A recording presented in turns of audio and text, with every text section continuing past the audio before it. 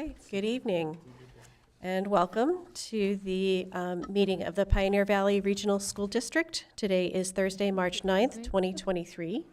The time is 7:03. The meeting is taking place in the Pioneer Valley Regional School Library and online via www.facebook/BNC Television and www.PVRSDK12.org. I'm going to call the meeting to order, and can we do a roll call attendance? Melissa Gary, Bernardston present. Erin O'Neill, Leiden here. Nathan Schwartz, Warwick here. Michelle Jeruso, Leiden here. Gretchen Kelton, Bernardston here. Alan Genovese, Warwick present. And Jennifer? Jennifer Coffin, Bernardston here. David Young here. Stephen Martin, Northfield here. And Raina Dastu, Northfield, present. All right, so starting on our agenda, we have any citizens' comments? I don't see anyone here so in the room, so we'll move on to approval of the minutes for February 9th, 2023.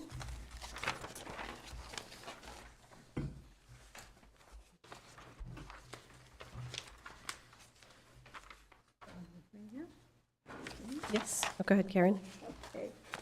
Under number 2, fourth paragraph, I think we're missing a couple of words in the first sentence. There were a number of questions related to the slide on investments. Yes.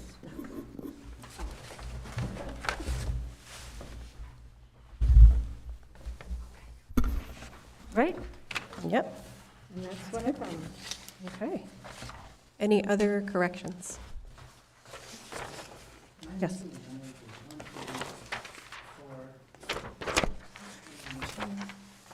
Oh. Oh, yeah, that's. You're right. I It think goes that's 1, the- 2, 13. Yeah, so we correct that. 1, 2, 3. Oh, maybe, yeah, maybe it's supposed to be 3. Items are numbered 1, 2, 13. I think they're probably meant to be 1, 2, 3. Okay. No, it just keeps going until 13. Oh. No, if you flip the page, it just ends. Oh. It's just a formatting. Okay, Okay. okay, all right. So the paragraphs, The they're, paragraphs were unnumbered. were not numbered, so we need to Right, change. until the very end, where it says 13.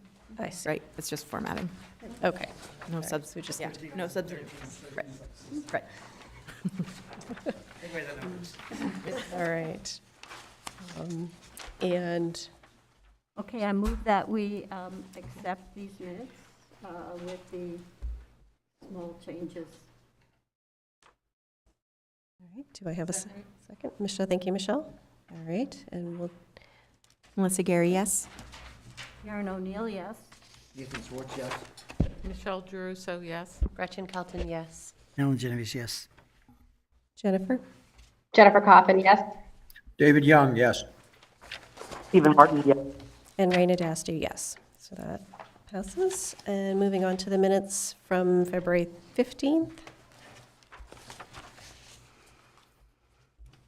Do we have any corrections? There might be a number 3 missing from that third paragraph on the first page.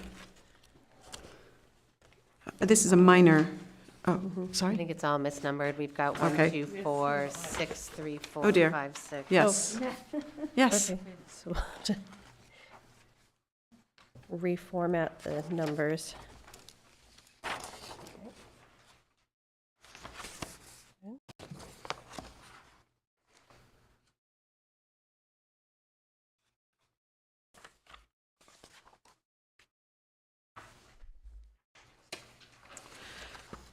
I do have a substantive, on page 4, the last page, item C, superintendent's goals. 1, 2, 3, 4, fifth line, the parentheses. How can we say this? Be compliant with Massachusetts laws, feedback from, it's not just faculty, feedback gathered for administrator evaluations and teacher evaluations. I mean, it's student feedback for teacher evaluations, but it's not just faculty feedback for superintendent evaluations, it's faculty feedback for principal evaluations as well. So faculty feedback for principal evaluations. I'm not sure the law requires it for superintendent evaluations. Could I, Yeah, I think, what did we just say? I think some systems will put in like a 360 degree evaluation. They call it 360 degree. Yeah, but just evaluation. this So is you're in getting compliance feedback, with but not- Massachusetts laws, so I'm trying to remember the exact law. Could I look this up during the meeting? Clarify that? Yeah, Mhm. okay, all right. Any other corrections? Just a question. Not a law, but a regulation, right? Because I don't know of a law. I think it's in the law and translates down to regulation, but I'll look that up Okay. right now.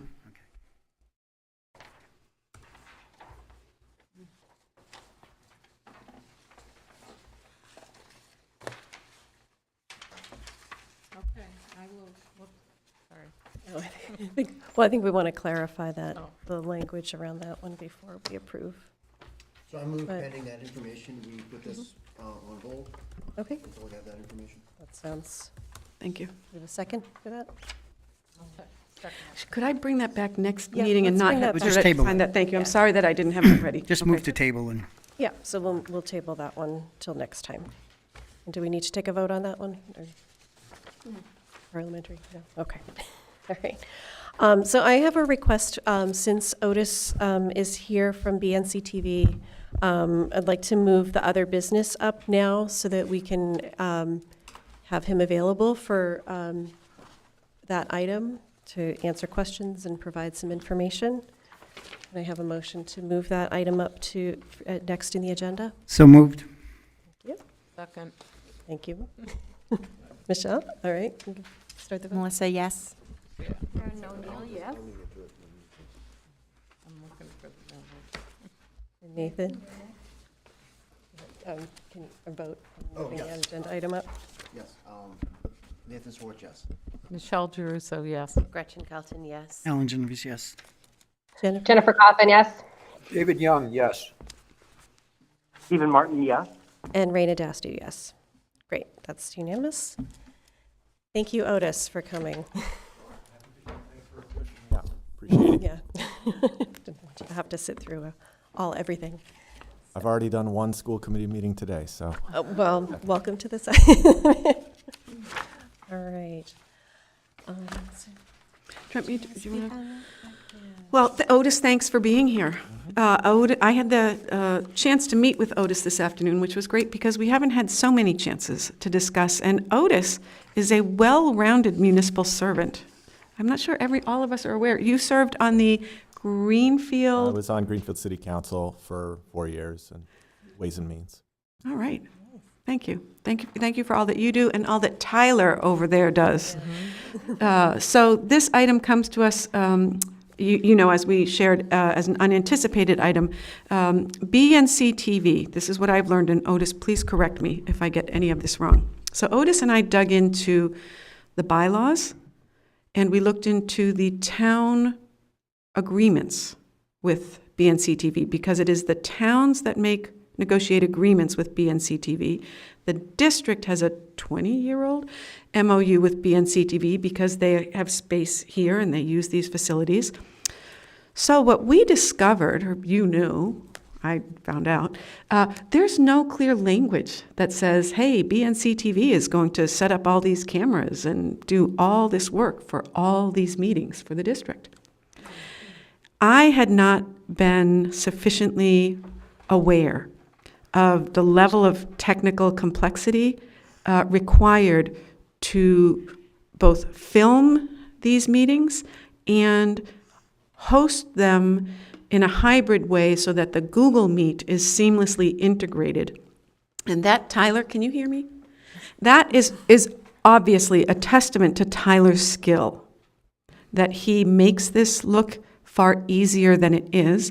And as you know from having seen the letter, BNC TV simply cannot sustain that level of support for the committee, hence some discussion that needs to happen. I did check in with Russell this afternoon, or maybe starting yesterday on this topic. So as you know, the exemption allowing for remote participation in public meetings ends on March 31st. If there is no extension, we revert to the full open original meeting law. There is a law that allows for remote participation in meetings. That law was on the books prior to the pandemic. A body would had to have approved that remote participation option. So I have a note to check in with Ann Harding, unless anybody at this table remembers if the school committee previously approved the remote participation law. That remote participation law is much more burdensome. It is not as easy to say, hey, I'm going to be at home for this meeting. There are 5 reasons why one may participate remotely, and the reason for one's remote participation must be stated at the meeting publicly. There's some language about what happens if the meeting runs into technical difficulty. So I hope that helps set a bit of the context. And Otis, maybe you could please fill in all the missing areas. Yeah, no, I think you really covered the basics. So BNCTV, we just wanted to step in when the pandemic hit and, provide some assistance where we could, because we saw all around towns don't have IT departments. And so we were happy to help there, but it really stretches us. And you've probably seen when I fill in, I can't do it all. And so my commitment, or our commitment first, is to covering the meetings and to live streaming them and to broadcasting them. And so providing tech support and making the remote happen along with the speakers in the room is more than I as a fill-in can do. And it's really asking a lot of Tyler to do it twice a month. And so that's really why we need, as an organization, to pull back from there. And I laid out a couple options if the state does in fact roll back the open meeting law on the 31st. School committee you have options, I think. But anyway, I'm more here to answer questions about the technical, stuff moving forward. So we would still need a quorum of the school committee in person. Yeah, if you were to, even if you were to adopt the provision, you need a physical quorum, and then the people who are participating remotely, they really have to either be sick, traveling, they're one of those 5 reasons that Patricia alluded to. And I believe that's outlined in the open meeting law. Yeah, it's Yep. the provision that the Yep. committee would have to adopt. And So what would you need us to do to make this work? well, I think the school committee probably either way might have a decision to make, depending on if the law does run out. So if it runs out and you were to adopt that provision, then we would need to work with you to talk about what that looks like exactly, because it would probably mean only 1 or 2 people participating remotely in any meeting, and hopefully it would mean that we would know in advance who those members were.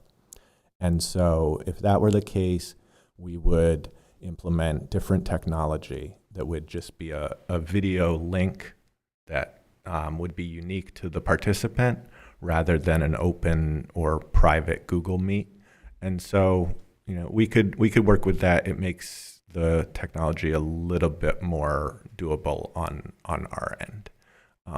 It's still tough, but we could maybe make it work. The other alternative is having someone from school committee or staff at the school who's kind of responsible for the technology. And that would probably really be what's necessary if the provision is extended. If the state extends it and allows for remote hybrid without really any the way it's been going, then we really would need some assistance or someone to pick up the slack on that. Would that video option or the video link be similar to what happened pre-pandemic when the director of finance was attending meetings remotely? Do you recall? Yeah, I actually don't remember how that was. It probably would be different. I mean, I do it in Irving, and it's a proprietary thing that works with our software. So we'd have to be there. But I mean, we're at all the meetings. So yeah, it doesn't require any installation on the user's side. So it's just a link. Okay, thank you. Are there other questions?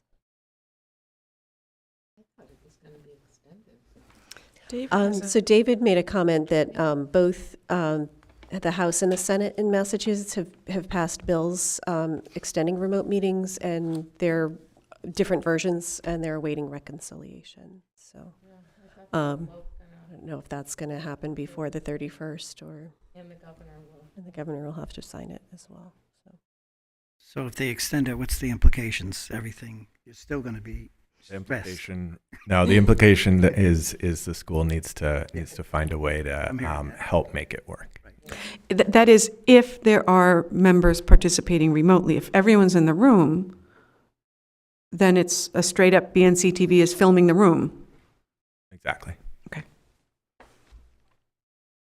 Well, and then we have to see what the law says. We have to allow the public. The older provision was clear that you did not need to allow the public. So Right. it would depend on the extension. Yeah. Yes, and what I'm hearing is they may want the public. Can you clarify? Do you mean the public being able to participate or ask questions, or the public be able to watch the meeting? Because they'll be able to see the meeting. Oh, they still will be able to. Could you use the microphone? Yes, Michelle? yes. Service that we get from, Okay, Yeah. Yeah. Right, yeah, BNC will still okay. stream the meetings for public to be able to view the meetings. That wouldn't change, but it's whether we can have remote participation from members. I just want to extend a huge thank you, because I see you guys here 7 days a week sometimes. I mean, Tyler's here at basketball games, and we have student announcers, which is amazing. And so whatever we can do to help you, by all means, thank you for coming forward and giving us the heads up ahead of time. But you guys go above and beyond. And I've always felt that we do best when we're in person anyways. And I think that's a commitment that we need to make as members, that if our beloved nonprofit can't support us this way, we all have things that pop up. I was in Dallas for work. I can't make a meeting, but every other meeting I'm here. So I think that continuing discussion to see where the law does bring us, but we are most effective, right, when we're all here in the room. So we may have a timing issue if the House and Senate don't come up with a compromise in something before March 31st, and we have one more meeting next week. We're committed through the end of the month. Thank you for that. I also want to thank you, and thank you to BNC TV for stepping in to provide these accommodations throughout the pandemic. It's made our job a lot more, I won't say it's been easy, but it has been, we've been able to continue to do our work through the pandemic. And, having the option to meet remotely, I know has been really helpful for a lot of members, and we are grateful. Yeah, well, thanks. I for really that appreciate. service. I really appreciate that recognition, and really the thanks goes to Tyler because Yeah, thank you, Tyler. Yeah, it's amazing. Yeah, he's here till all hours of the evening, well past whenever any of us leave. So, We really appreciate that. I do also have one question. I know in the past, we did rotate locations, meeting at the elementary schools as well as here at Pioneer. And how would that impact your work if we were to go back to doing that without the remote option? Yeah. Right. It's difficult. It's definitely difficult. But I mean, I think it's probably an understandable trade-off, that if you were to drop the remote, that at least, I guess I would hope that maybe Bernardston and Northfield could both consider Pioneer home base. Mm-hmm. But going to Leverett would certainly make sense. Mm-hmm. Yeah, you had said Leiden before. Leiden, sorry. That's okay. You go to a lot of towns, don't you? Yeah, I actually don't go to Leverett, but What was the policy or what was the practice? Was it that at least once during a year you'd be at another school, or did it rotate? I think Yes, once a year. Yeah, that's reasonable. that's something that we can consider as we move forward with these discussions, whether that would make I sense. think we are struggling in Leiden to get people, involved in the schools who aren't parents. Witness that we're short one person, and I had not intended to continue on the school committee, and I am, because we couldn't do with just one. And so I think the more we can make our presence known in Leiden, that might help things. I hope. And I also want to make a plug for subcommittee meetings. Yeah. They can happen in other locations, if that's more convenient for members and, Yeah. so we'll be talking more. So sounds good. Thank you. Thanks, Otis. Thank you. yeah, thank you. Thank you. All right. So moving on to our reports, our student reports. Take it away. Okay, let me.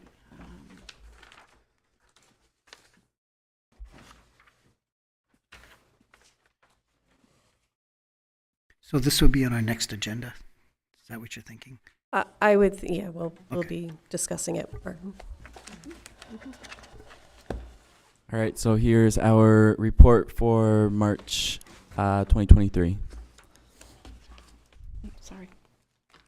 So just to start off, some district and PVRS specific, I guess these are all PVRS specific updates. First off, a little sports update. Last night we had spring sports night, so we met with coaches, baseball, track, and softball. So everyone is very excited to start those sports up. And track has 30 participants this year, which is a great number. And we want to say thank you to Jordan and Miss Kinsella for helping get some new uniforms and some other updates too. And then also the basketball team is playing an Elite 8 game tomorrow night here at Pioneer. So if you are around, come check that out. And then here's Matthew's part. Right. Several students, including us too, we just came back from our school trip to Puerto Rico during February break. We had a great time down there, immersing ourselves in the culture, the language, seeing new things, enjoying the warm weather. Big thanks to Miss Brewster for getting us down there, and also to Cooper for helping her out with fundraisers and paperwork and all of that. It was a really great experience. We all learned a lot and had a really great time. And there's also some pictures out on the windows out on the wall if you want to check them out after the meeting's over. And then segueing into the Faculty of the Month for the class of 2023 that we vote on. This month we chose Miss Brewster, seeing as she planned the trip to Puerto Rico and many of the seniors attended that trip. An update on Miss Pullen's trout tank and our worms. The fish have hatched and are currently sitting around on the bottom of the tank absorbing their egg sacs until we can start feeding them. Worms are carrying on. We have started feeding them leftovers from the school cafeteria. So That's good for us. It saves money for students and staff, and it puts the food to use. Later in the year, we're hoping to release the trout into the pond we have on campus after seeing them grow and studying their life cycle. And now for Bernardston Elementary, I visited on March 7th. So I visited grade 2, 4th grade, 5th grade, 6th grade, and then I went to kindergarten lunch. So 2nd grade, this is the first time that I had gone to Miss Skelton's class. So I got to watch her do some, they're learning how to form sentences and making sentences work. So they were doing some English work at the time that I entered. And then I also got to see the very cool little fish tank that you see as a picture up there, and then the word wall that she has in her room. And then here's grade 4 and 5. So in the left, you can see some of the signs that are in Miss Muse's class, just talking about their daily routines and some of the things that they do in class. And then in the middle, they had just done these very cool hand aquariums with their, I forget if it was preschool or kindergarten buddies. So they worked on those together and had a lot of fun doing that. And then when I went into Miss Clary's class, they were doing their reading groups. So they have like 3 or 4 students in one group reading a certain book. So they have, I think, 4 or 5 groups. And then they each meet with Miss Clary and go over their reading, which they all were super excited to share with her about. And then Miss Tominsky is always a great time going in there because she is working on math usually when I go in there. So I love hearing all of the excitement that the students have to learn math, which is definitely something new that I didn't really get to see in my 6th grade math classes because most people were not very excited, but she always has positivity and makes it fun for them to learn. And they're also finishing up a book that they were reading that they were loving a lot. And then positivity and growth mindset. So that was a really big thing that I saw throughout the entire school. So I saw lots of signs about positivity and keeping students excited and growing into the next grade, or in general, just into being good human beings in the world. So they also got to talk with Miss Principal Schultz? Miss Schultz about the best awards that she does. So they're best behavior awards. So she goes around and students are nominated for these awards and they get a little card with what they've done. And she said it is a really exciting experience for all the students when they get one of these awards. Thank you. Right. This morning, actually, I visited NES and was able to see the pre-K classrooms, 1st grade, 3rd grade, and 4th grade. Right. When I visited the pre-K classroom, they were working on dancing all together with the teachers and their friends, singing a song which I cannot quite remember. They were dancing around, singing that, releasing a bit of energy in a safe and fun way. Upon completion of that, they were told to go into their quiet rocks, where they curled into a little ball and stayed quiet until they were tapped on and allowed to go grab their books and read with their friends, or in the case of one child who proudly exclaimed he could not read, attempt to read. It's rather cute. They were also working on building, designing, recognizing patterns through that little toy right there. It's simple, but they're able to see that small parts can go into a whole. Similar with that color wheel, they can see how a bunch of different colors can come together to form different things. It's not pictured up here, but they did have a wall covered in little watercolor paintings of their own design using multiple colors. The 1st grade was working on writing persuasive essays. They were given 2 articles they had to read, one on gasoline and one on telephones, and they had to argue that one or the other was more important to the development of our society. That was 4th grade. right? Fourth grade? Fourth grade was doing Ah, gas my powered apologies. versus, that's Yes. okay. Right. Want me to go back to first? Sorry. Our first graders are something else, let me Let's tell put you. notes there. Right. They're writing, first graders are writing their personal narratives where they had to, sorry about that, writing their personal narratives where they had to incorporate a beginning, middle, and end, and work on putting their own feelings and emotions into the story. As you can see, everyone's at different levels, but they're all being given the opportunities and resources to grow at their own pace. They're working on personal space. There was one moment where maybe things were getting a little rowdy, and they were told safe hands, so they were both able to back up, recognize that they were being a little rowdy, and calm down. And they're working on handwriting, writing in the lines. More successful for some, but everyone's working at their own pace. Right. And they're also learning to respect teachers and listening to one another. The teacher had a chime she would ring when it was time to listen. They would all quiet down for the most part and move on to the next task. Right. Third grade. Third grade was working on win time when I came in, or what I need. It was a time for them to work on reading or writing or math, whatever it is they needed to catch up on or needed a little more work on polishing. They were also showing respect towards one another. There was one child who was using a reading telephone, a little device he can put up to his head and speak into it, so he can hear it clearly, but those around him cannot. That way he can read aloud without disturbing his fellow classmates. There were two children reading a book on animal species and how some are actually going extinct during this time, so it was nice seeing them reading and enjoying an article about our present times. Right. They were also learning how to read and recognize maps.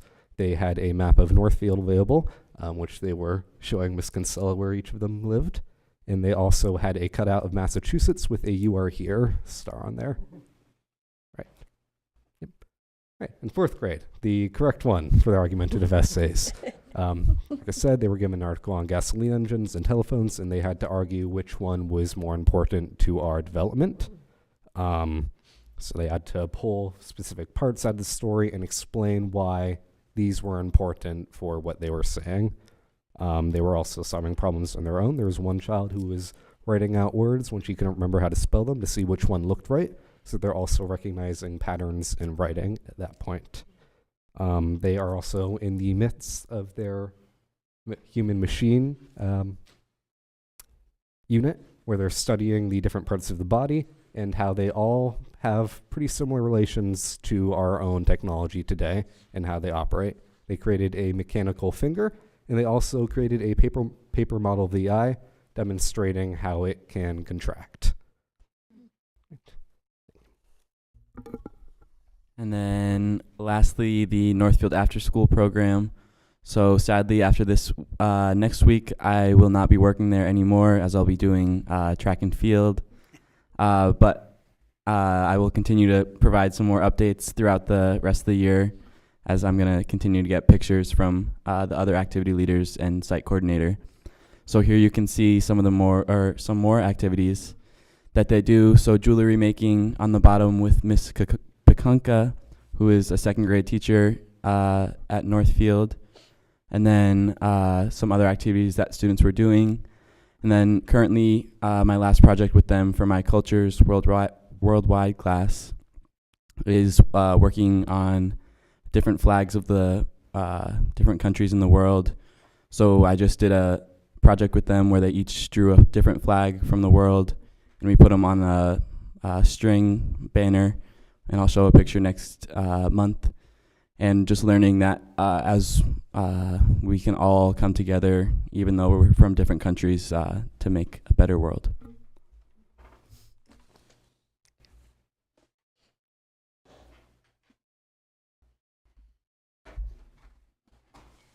Great. Well, thank you very much, Cooper and Matt. May I do a quick anecdote? Yes. This will be my report. I'm going to go on. Yeah. So we're in the fourth grade, and they're all showing the little eye thing, talking about the eye, and Mrs. Damaris is cueing them to say stuff, and I'm flagrantly displaying my ignorance. And so these kids say, "Yeah, do you know that black thing? That's a hole in your eye." I'm like, "What? There's a hole in my eye?" Like, like, what's, then they're like, cornea, iris. I'm like, yeah, like rods and cones. And this girl goes, that's not it at all. And proceeded to explain how rods and cones, boy, whippersnapper smart, just whip smart, so knowledgeable, so happy to talk about all, like eager, jumping to share everything that they've learned. So I wasn't able to go on Cooper's visit this week. I'm sorry about that, Cooper, but I was able to join Matthew. And I felt, Matthew, like the vibe was great. Classroom after classroom, the vibe was great. And it's that 2/3 of the way through the year vibe, where some classrooms at the beginning of the year, you think, oh, this is going to be a hard year. This is going to be a hard year. Same kids. 6 months later, they're doing great. They're doing so well. And yeah, so I'm so happy to have the opportunity to go around with you two. Thank you. All right. Do you have anything else you'd like to add to your superintendent? This is a long meeting. I'm good. Thank you. Okay. So, chair report. I know at the last meeting I made mention of trying to do some agenda setting for the coming year, and there's an agenda item later on. That piece I think is going to have to wait for this other work that we'll be discussing later on in the agenda, because I think the building that year-long agenda will kind of build on what we'll be able to accomplish at these upcoming special meetings, but the task force. So more to come on that.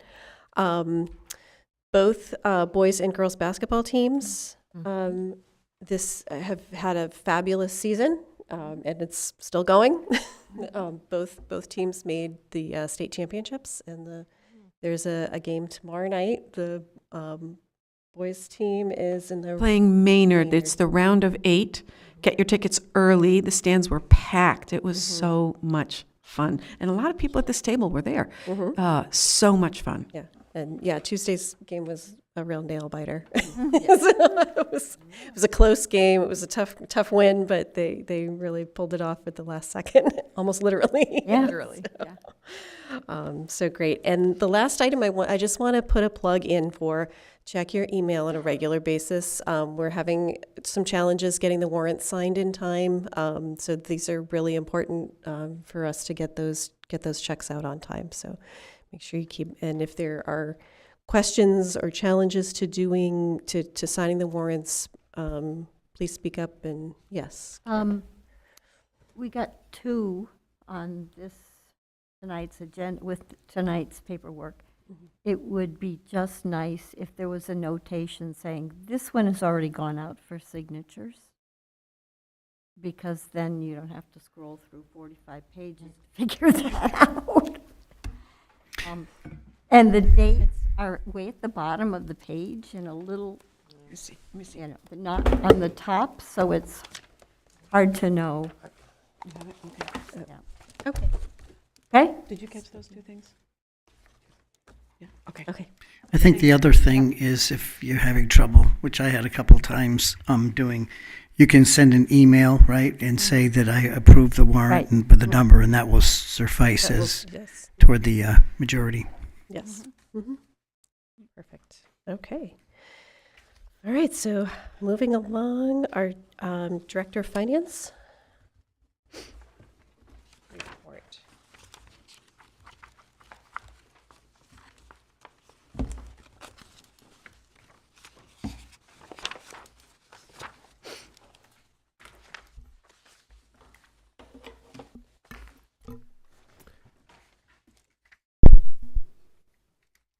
All right, so I prepared some memos, so hopefully that will help us move through this quickly. I have a vested interest in this moving forward tonight. I enjoy being here with you all, but it's my birthday tomorrow. I don't want to turn 42 with you all.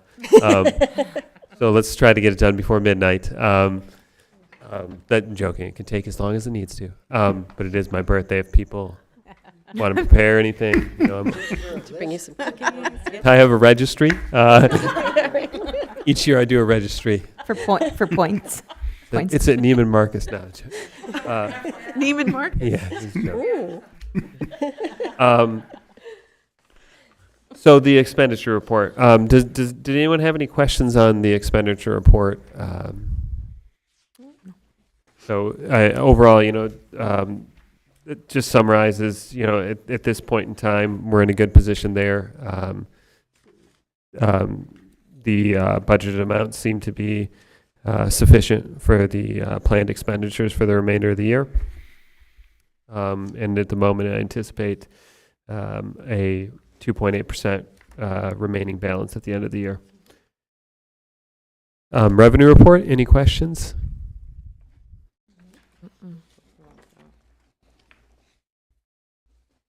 And there again, I do anticipate receiving all of the revenue we budgeted and more in overall. And I highlighted the categories that I thought we would have more revenue than budgeted. Budget transfers. There are quite a few. I was really hoping, and some of them were smaller balances, but really to kind of tie everything out so that for the majority, there wouldn't be negative balances. There are some where I am not addressing them only because I think that it's likely the encumbrance is possibly budgeted higher than we'll actually spend. So we probably ultimately won't have to do anything there. But any questions on the budget transfers? Yes. Yeah, let's share. It's not a question, it's an observation. It seems as if, at least in this set of transfers, we're transferring from teaching positions or instructional assistants from our people assets to things and services. And I haven't been watching that carefully in the past, but I hope that's not an overall emphasis that we're now taking away from personnel and toward things and services. Just a comment.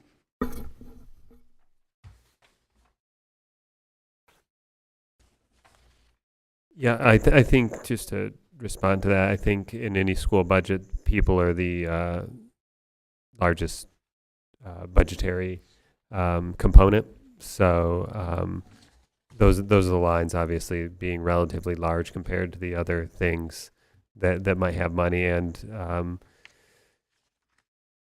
having not prepared the budget, I can't explain all of the anomalous budgeting practices, but I think that, I mean, there are, of course, sometimes positions unfilled, but I think that some of it is just anomalous budgeting. But I to my knowledge, there isn't a focus on creating a change from focusing on people to things. I think that always our people will be what we spend on most. 80% probably in that ballpark. But when something's 80%, obviously, a small under or over budget is, ultimately will provide the resources for the transfers. Thank you. Right. So if there's no questions, I guess we can vote. And if there are other questions, happy to entertain them.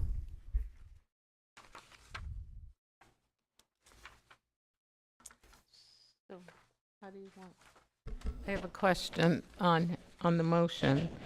If I make the motion, I would like to transfer 132,000. Is that how you want it? Or I think make a motion to just approve the budget transfers overall. Oh, okay. Is- We don't have to say as the presented. amount. I don't. Yeah, I Okay. don't think so. As presented, yeah. Okay, I'd like to move the budget transfers as presented. Second. Thank you, Melissa. And any further discussion? All right, let's go ahead and vote. Melissa, yes. Karen O'Neill, yes? Nathan Swartz, yes. Sorry, Michelle Geruso, yes. Gretchen Kelton, yes. Alan Genovese, yes. Jennifer Coffin, yes. David Young, yes. Stephen Martin, if I don't vote, will that keep Jordan in the building longer? I vote yes, please. And Happy Raina- birthday. Raina Dastu, yes, so that passes unanimously. Thank you. Good. So the lunch report, there were, fewer days of school in February, so there was a small loss, but overall, and this includes all of the accrued summer salaries, there's an estimated or a positive balance at this point of $19,676.38. So school lunch is in good shape.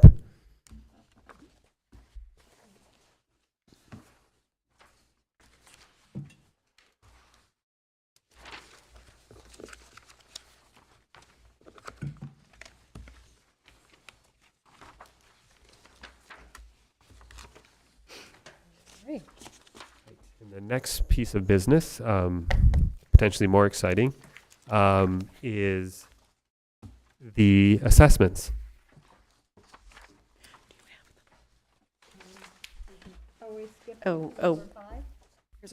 Subcommittee reports. I guess. Subcommittee. Oh, sorry.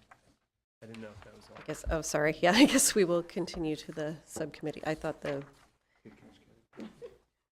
It doesn't matter. Okay. It doesn't matter. All right. Well, since we have it set the agenda, we were going to move on to the town assessments, but we didn't include that in the Director of Finance report. We didn't include it in the Director of Finance report. So Yeah, it's no, in- it was so we- separated out. Okay. I didn't, yeah. All right. So let's go on to subcommittee reports quickly. And so Budget Subcommittee has not met. Has Buildings and Grounds met since the last meeting? Nope. And Curriculum and Personnel has not met since the last meeting. Policy met this evening. Yep, so policy met this evening.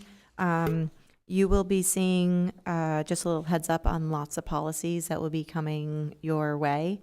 Next in April, we're going to be looking at I don't even have it with me, the policy adoption and how we go ahead and adopt policies, and then the student activity accounts, and looking at the maximum balances on that. So we have those that are coming down.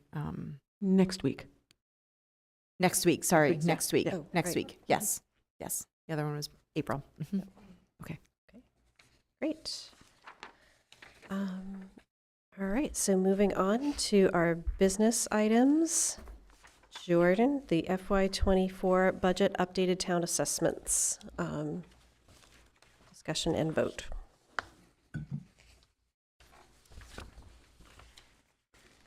Yep.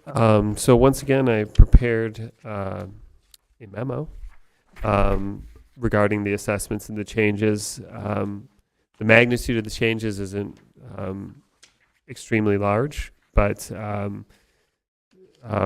for each town, I'll summarize briefly.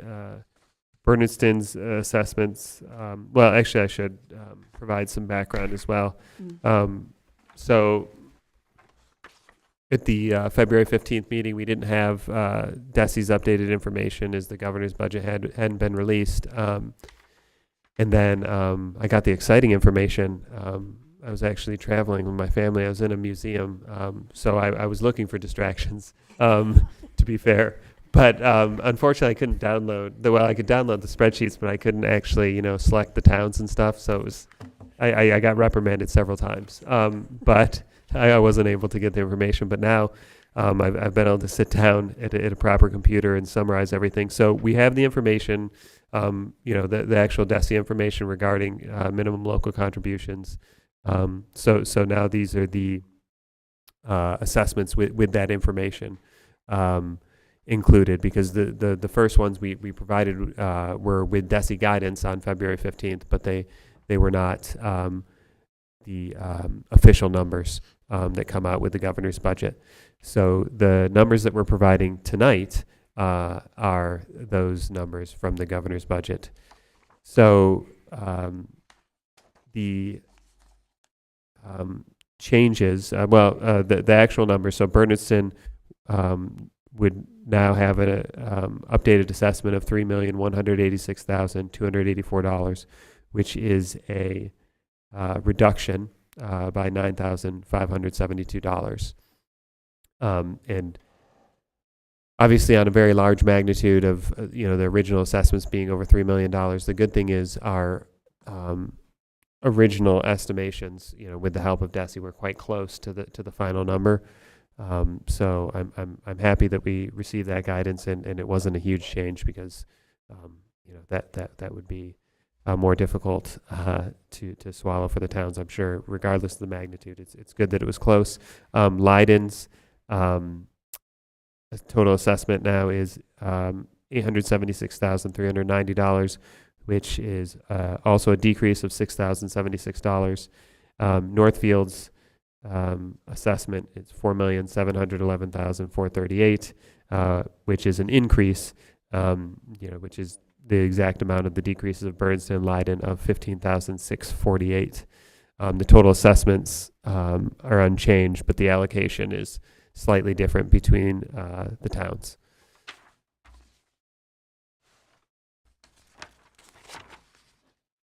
And I think one important piece of information, to help, not just looking at the big numbers, but kind of thinking about the process as well. I know we talked about different numbers throughout the process of assessments, but I think one piece of good news is that all the towns have an assessment increase of less than 5%. Bernardston, 3.48% year over year compared to FY23. Leiden, 4.35%, and Northfield, negative 1.14%. So hopefully those are more manageable numbers than some of the larger numbers we had discussed throughout the budget process. Any questions? What methodology are we using? I can't remember. Are we doing a 3-year average? Right. So the statutory methodology. So for the minimum local, you have the minimum local contribution. Then for the total assessments above the minimum local contribution, those are allocated based on the assessment percentages, which are the 5-year average of enrollment. 5-year.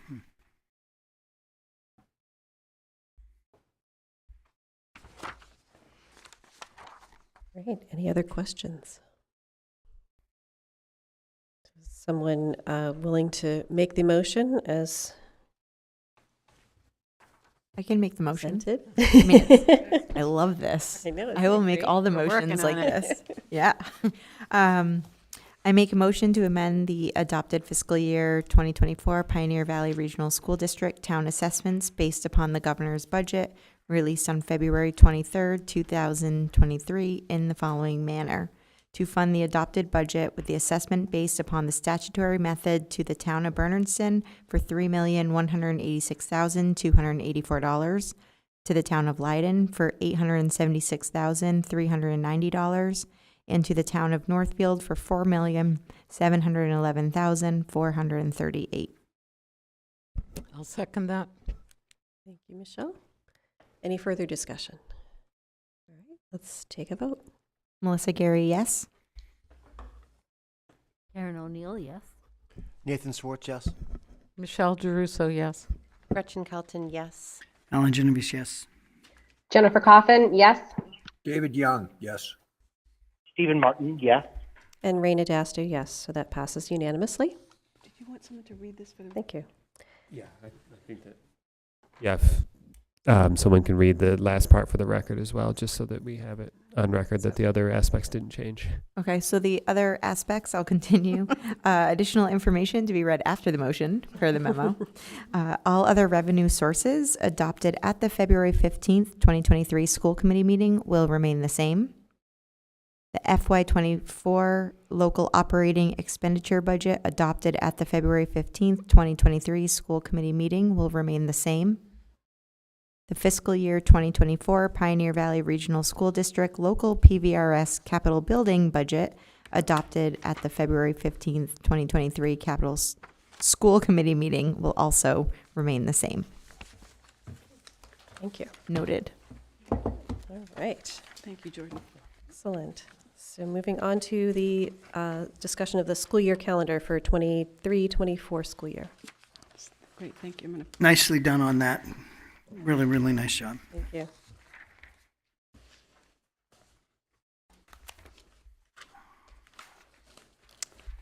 Okay, let's make this a lot bigger.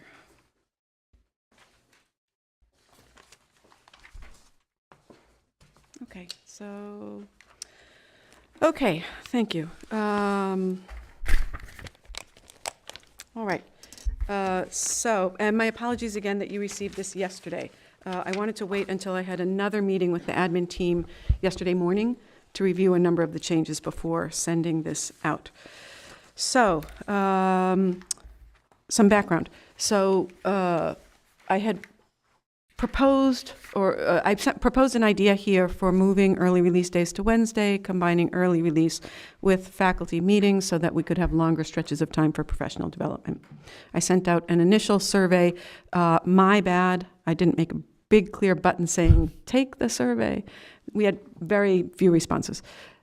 I then sent it with a take the survey. We got 230 something responses. So lesson to self. Okay. So for that idea, let's stick with Fridays. Clear majority of people said, please stick with Fridays.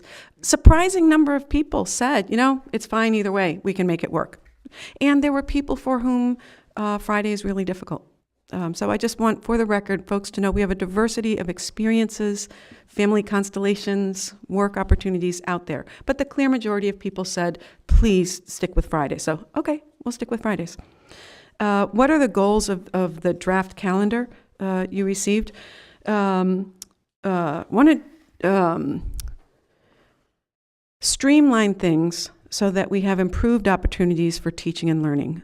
Some of the feedback, there was a lot of feedback about the number of interruptions to just regular school days, day after day after day.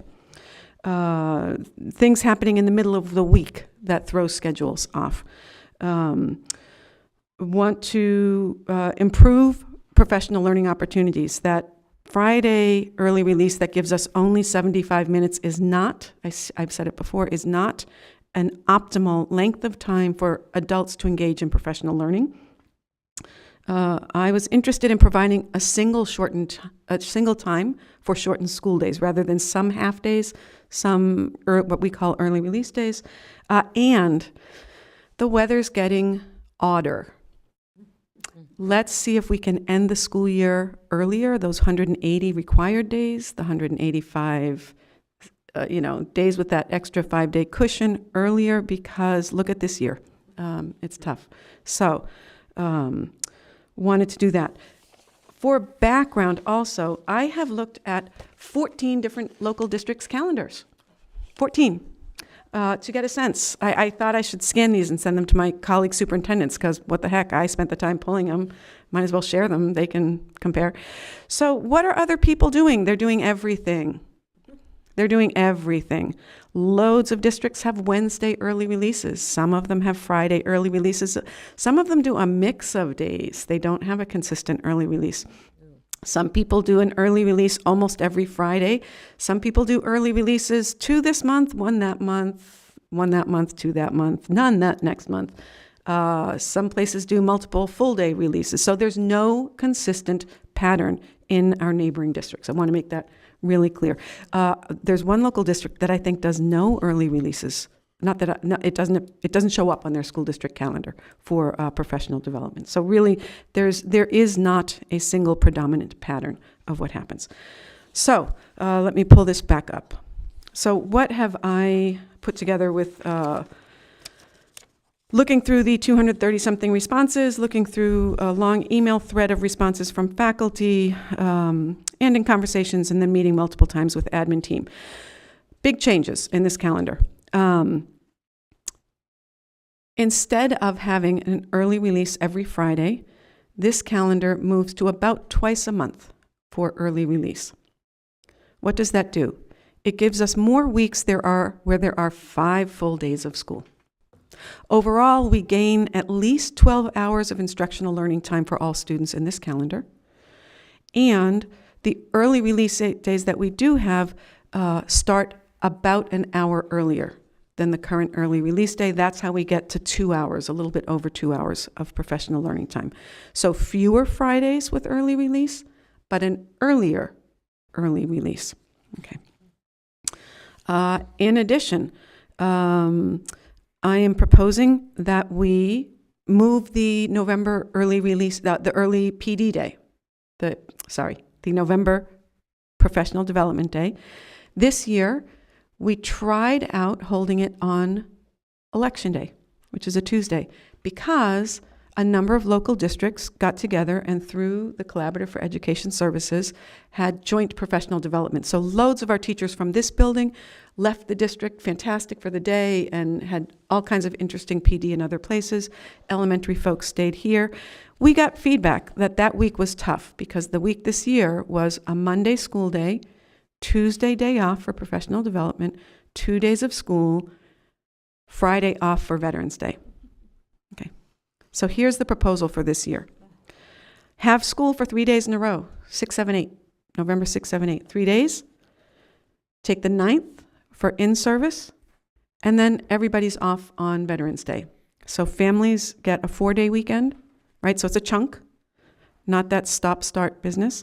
And we're going to have a new director of teaching and learning on site. So while this means that our teachers won't be able to participate in CES opportunities, we have so much good work to do with each other here.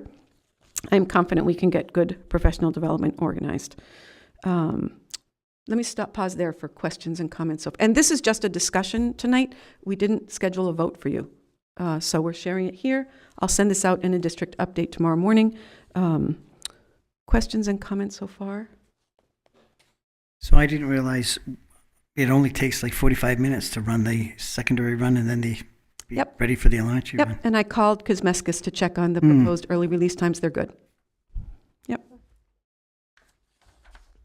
Is it still possible for an individual who is the sole person in their building who teaches a particular subject to take a professional development day and go to a conference, to a convention? So teachers have the opportunity to put in for professional development. Yeah. We always are going to want to support people, but this would mean that we would not be joining in on the other districts that collaborate on Election Day. So that opportunity wouldn't be taking place. Thank you. I'm going to keep going. Is that okay? All right. We have tried to put the early release days, when possible, connected to a long weekend. And this is in response to families, in the survey saying, hey, it's kind of nice to get out. So, for example, October 6th is a Friday early release. That Monday is Indigenous Peoples Day.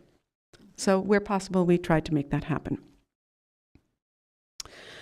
Let's see. I'll talk about October 19th, 20th. That's pink, as our March 21st, 22nd. Okay, this is a change. And it might be that we want to change this one, right? I'm proposing a change, but maybe it's not a good change. Maybe it is.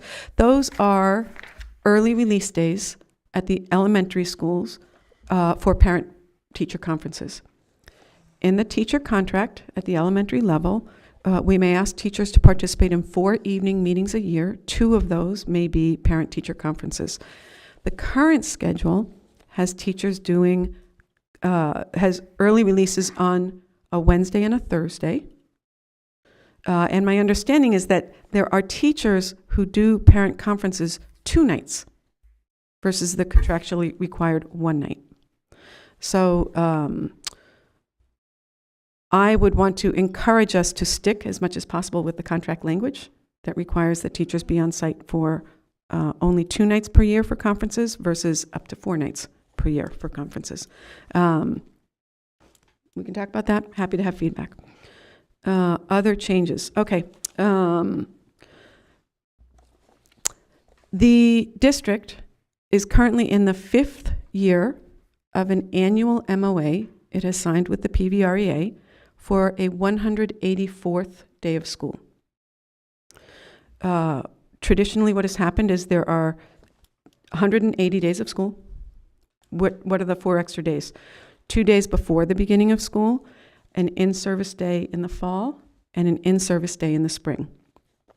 I am proposing that this year we not schedule that in-service day in the spring, and instead focus really hard on making sure we have good PD prepared for all of those Friday early releases.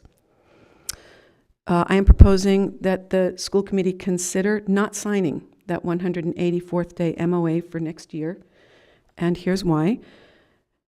In that MOA, teachers are a bargain, right? It's negotiated. They leave with students on 2 early release days and 2 half days. The 2 half days are the Wednesday before Thanksgiving and the day before the December break. The 2 half days are the Fridays, the 2 early releases are the Friday before February and April vacation.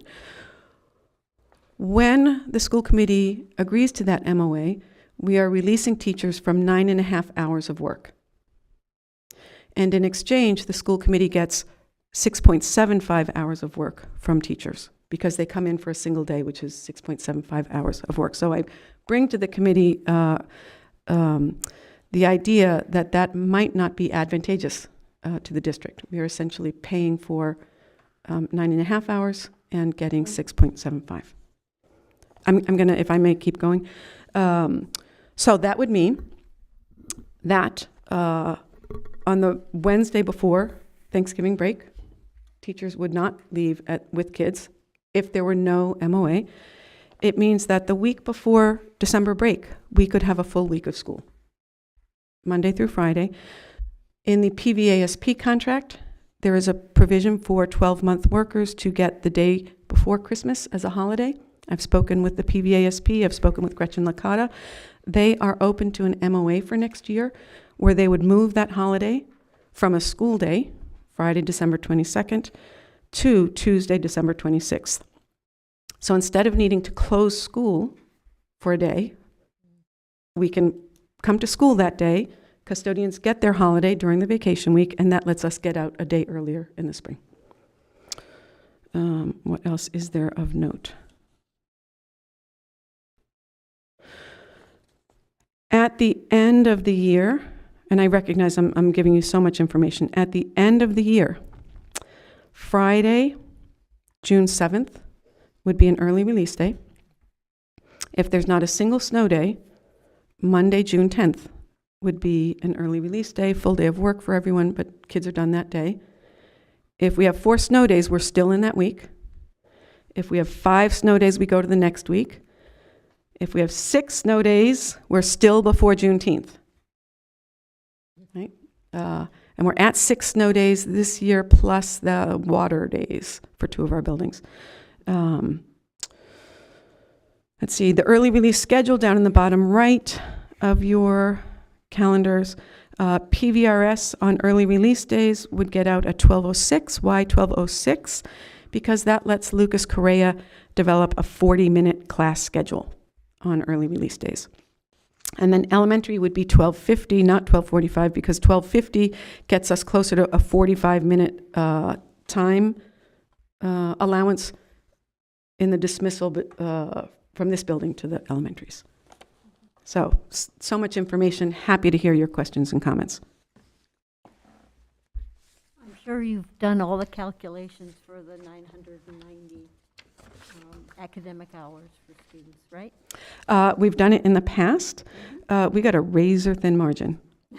So this helps us with that. Okay, thank you. So that was sort of my question in terms of elementary. It's a little different. Do you have, since you did all this work, do you have how many hours elementary instructional time is, and then how many hours the secondary is? Yes, I did it, but then I did some slight changes with this, so I don't want to say the numbers out loud because I did some slight changes. What I can say is that this gets us more instructional learning time. We don't lose instructional learning time. My second question is,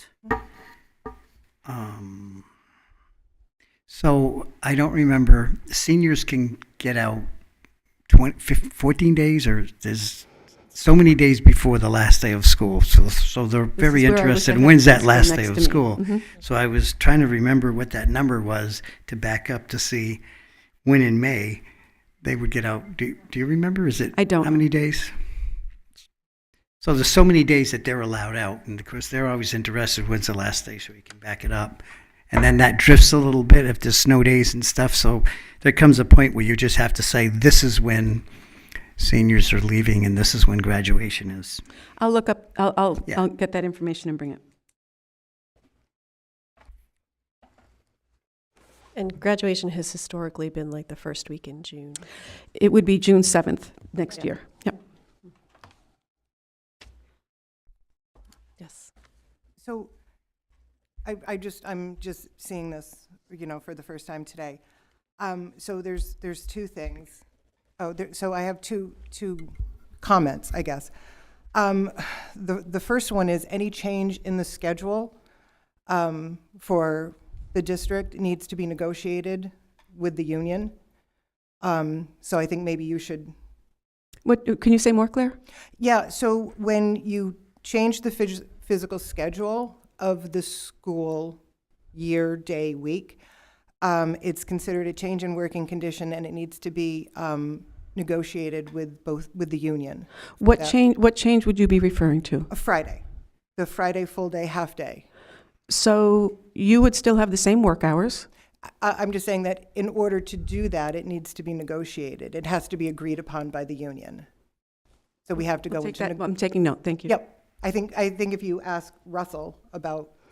We've brought this to our attorney. Right. So the other thing is the MOU. And an MOU cannot be just dropped. It has to be negotiated. It's part of the contract. We brought this to our attorney, Mm-hmm. and their written legal advice was that the district is under no legal obligation to write a new MOU for next year. But it's not the district's MOU. The MOU is the teacher's MOU.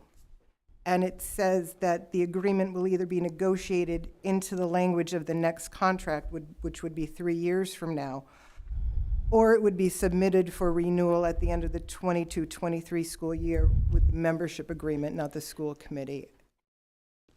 We'll look at that again. Yep, I sent the existing MOU to our attorney. Mm-hmm. I asked her what our or the school committee's legal obligations are. And the written legal advice was that the school committee is under no legal obligation to negotiate another 184th day MOU, but I'm happy to take it back to our attorneys. I would appreciate it if you Sure. did that.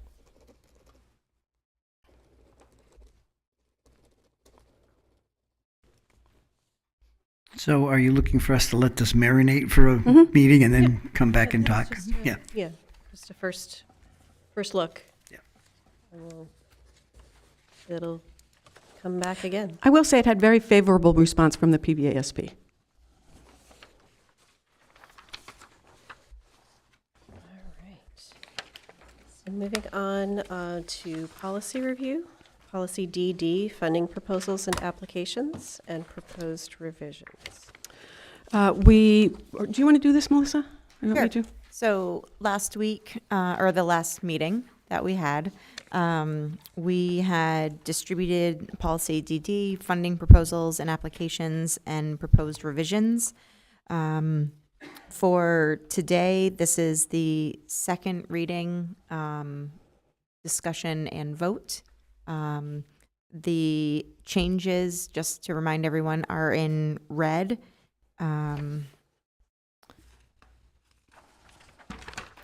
Is there anything you'd like to add? No. If, And this is the same draft that was presented at the Yep. last meeting. Yep, this is the same draft. No alterations have been made. Any questions? So I would make a motion to accept policy DD, funding proposals and applications, with the proposed revisions to become policy and have it adopted as of today. I would like to second that. Any further discussion? All right, let's go ahead and vote. Melissa Gary, yes. Karen O'Neill, yes. Nathan Swartz, yes. Michelle Drew, so yes. Gretchen Carlton, yes. Alan Chives, yes. Jennifer Coffin, yes.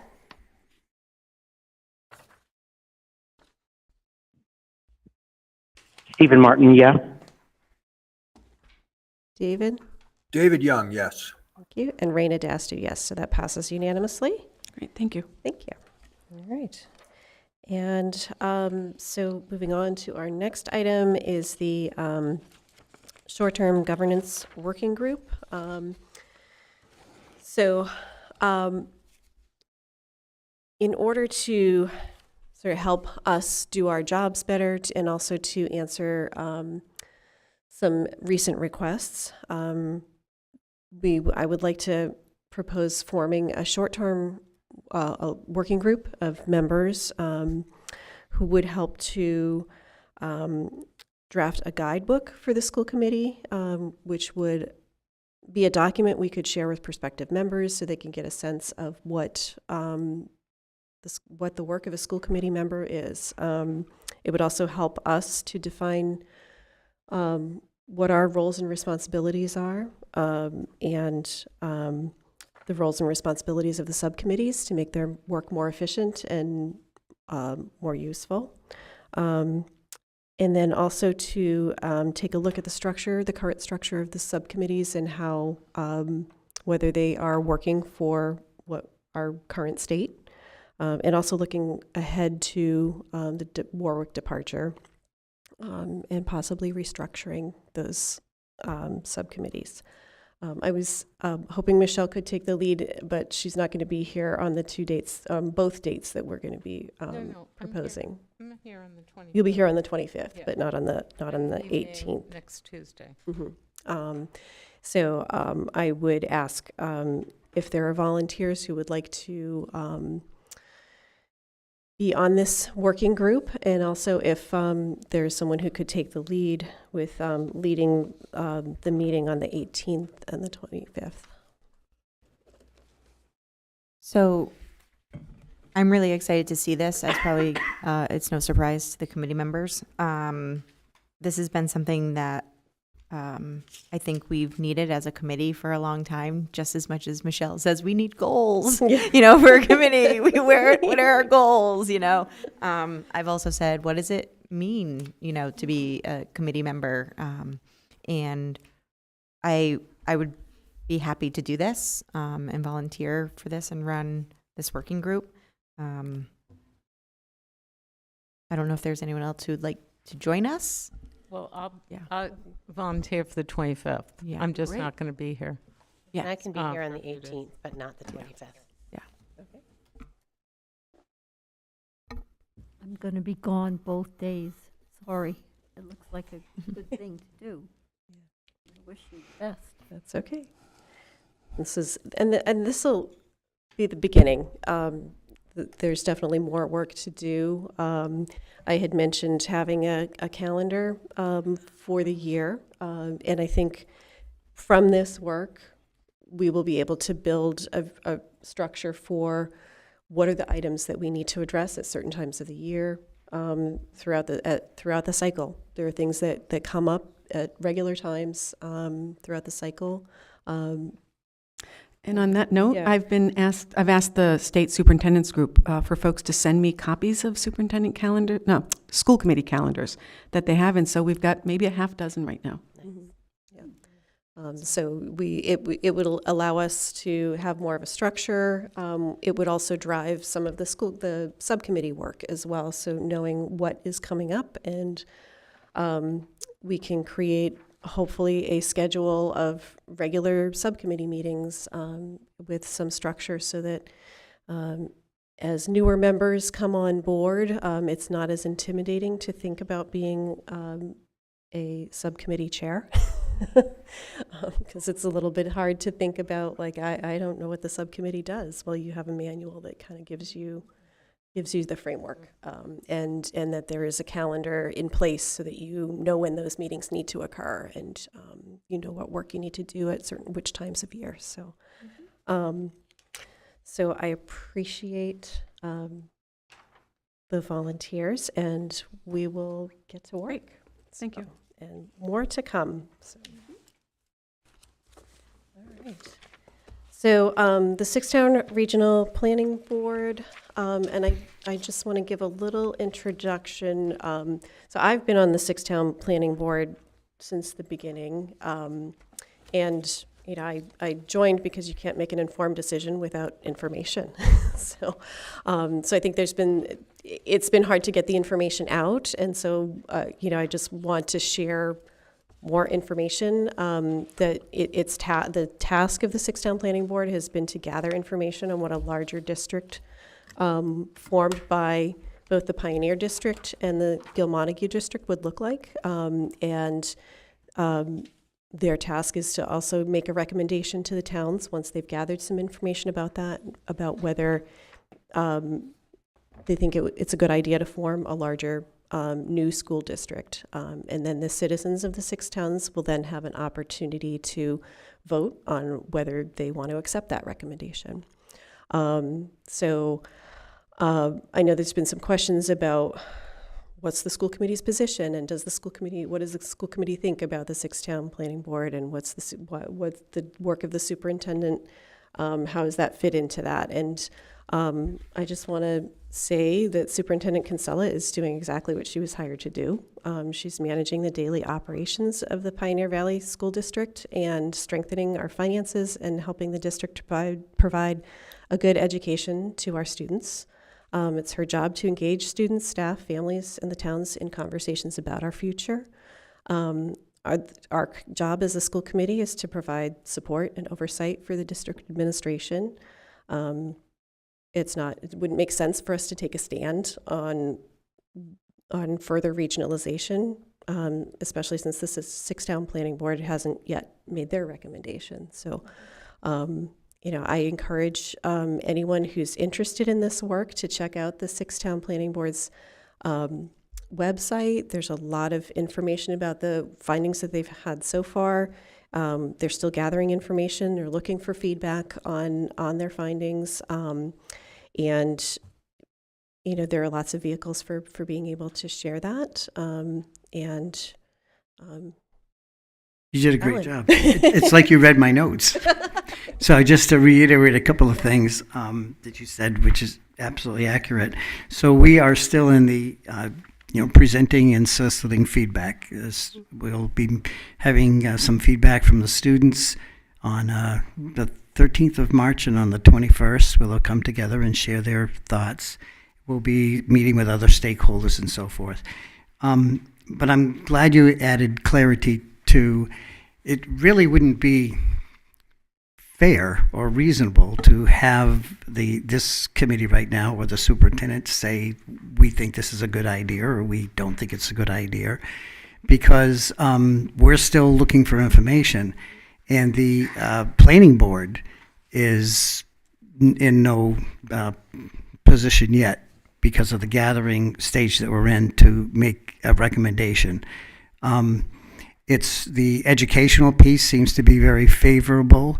We'll be digging into how the assessment pieces will shake out, and so there's a lot more information. The process has gone on longer than we thought because in our third meeting, COVID hit, and we really wanted to get right out and start talking to groups and getting information, and we had to do that remotely in very small groups. So I think Karen pointed out at one of the meetings that our sample for some of our conclusions are from a small sample size. So we want to go back now and get a lot more information from larger audiences from the various stakeholders. So I want to be clear on that same point that there's not an expectation. I know at a budget hearing someone had asked the question, where does the school committee stand? You should also be in the same situation that you're looking for information and providing feedback, and that will all help with the planning board then taking that information. And our plan is then to bring that to the boards of selectmen and share what we've learned and find out what their thoughts are in terms of, do they want to put that on a warrant? Do they want to bring it to the town? What more information do they need?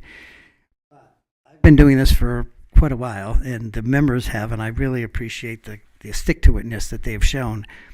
But we need to finish our work and make a recommendation. So I'm hoping that we will be able to do that soon. We did hire Mary Broderick to be the facilitator with the groups, and we'll be putting together a report, and we'd like to bring that back and share it with you. Maybe in the form of, getting that in your hands first to look it over, and so that we can have a discussion on it in your comments and feedback when we get that information. But until we have that, it's kind of not realistic to expect some kind of a position. Great. All right. I have a quick question. And I may have misheard this or not, but a conversation had come up about the possibility of busing elementary students to each, taking Bernardston-Northfield kids to Gil-Montague schools and seeing those schools and vice versa. Has there been any discussion along that line of field trip, not elementary? Okay, at the high school level? Yeah. This Of having children, like current students, go and see. Correct. So this Monday, Yeah. we're having the student council and class officers will be, and I'll be chaperoning, I guess. I'll be riding the bus to travel to Turnus Falls. Yep. And they will have so they'll be leaving somewhere around 9:15, and they'll have a quick tour of some of the major facilities, and then going to the library, and Mary Broderick will facilitate there, and then they'll have a working lunch, and then back on the bus and back here, and then on the 21st, Turnus Falls will be coming here, and really repeating that same exercise. So then that brings me like two questions, I guess.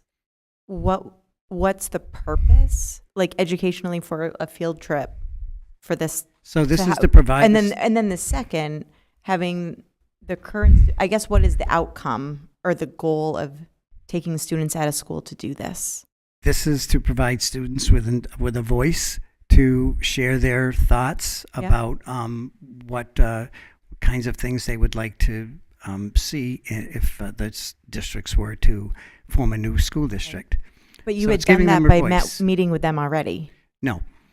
Oh, I thought you've already met with a group of students for their feedback in person. No.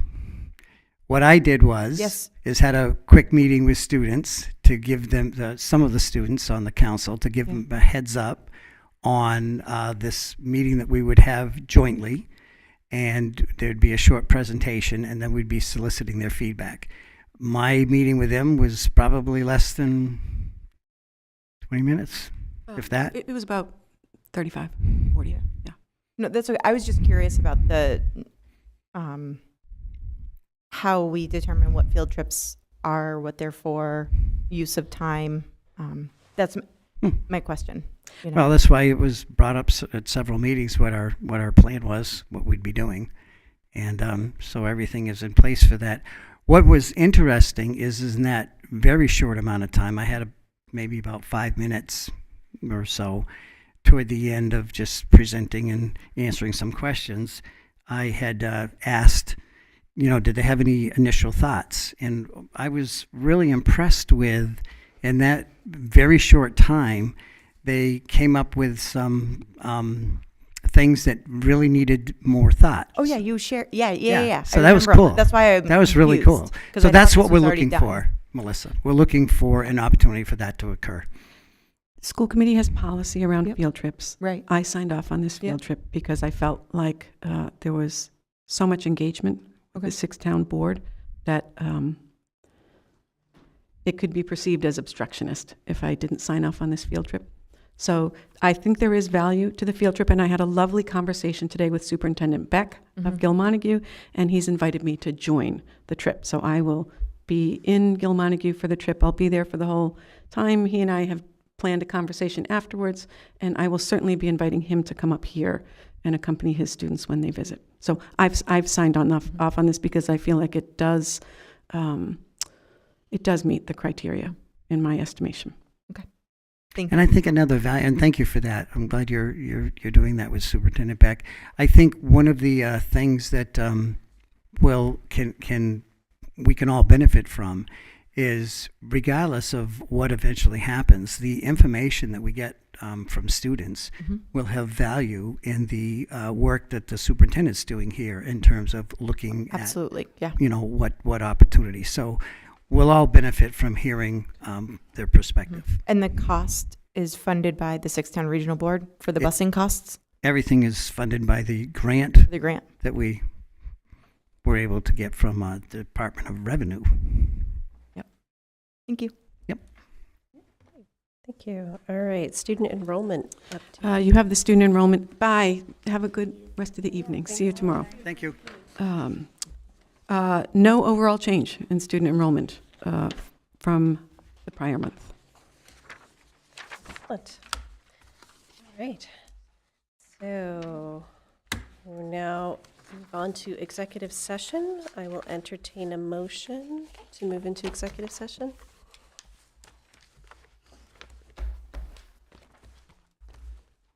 I'll make a motion.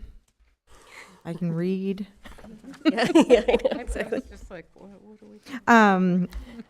I make a motion to go into executive session to conduct strategy sessions in preparation for negotiations with non-union personnel, or to conduct collective bargaining sessions or contract negotiations with non-union personnel, acting principal, to discuss strategy with respect to collective bargaining with PVREA teachers if an open meeting may have a detrimental effect on the bargaining position of the public body and the chair so declares, to comply with or to act under the authority of any general or special law or federal grant in aid requirements. Open meeting law, GLC 38, subsection 22F, executive session minutes, the dates of 6/9/22, 7/14/22, 7/27/22, 8/18/22, 10/13/2022, 10/20/2022, 11/17/2022, and then return to open session for a potential vote. Second. Thank you, Nathan. Good job, Melissa. Yeah, right? That was a lot. We've never had that many. Melissa Gary, yes. Karen O'Neill, yes. Nathan Swartz, yes. Michelle Druso, yes. Gretchen Kelton, yes. Alan Genovese, yes. Jennifer Coffin, yes. David Young, yes. Stephen Martin, yes. And Raina Dastu, yes. All right.